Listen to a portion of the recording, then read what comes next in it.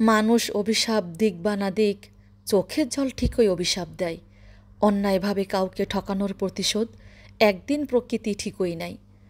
বিনা দোষে কাঁদালে কাউকে তুমিও কাঁদবে একদিন। মনে রেখো সে কথা, প্রকৃতি ভুলে না কারো ঋণ।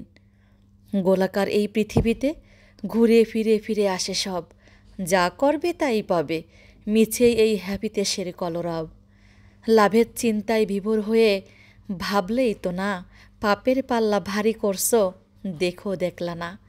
টাকা পয়সা গাড়ি বাড়ি পড়ে রবে সব, অথচ এসবের জন্যই এত ঠকানো কলরব।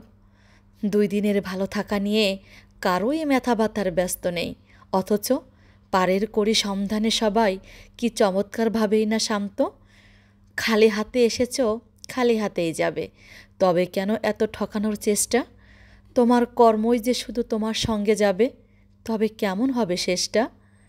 কখনো ভেবে দেখেছ কী নিয়ে এসেছিলে আর কী নিয়ে যাবে?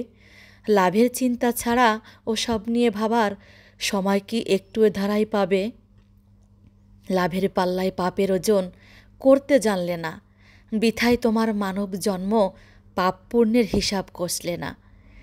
জীবনে মরণে ভালো থাকতে চাইলে সৎ মানুষ হও, মরে গিয়ে থাকবে বেঁচে, ভালো কর্ম করে যাও। লাভের পাল্লায় পাপের ওজন করতে জানলে না। আসসালামু আলাইকুম। কেমন আছেন সবাই?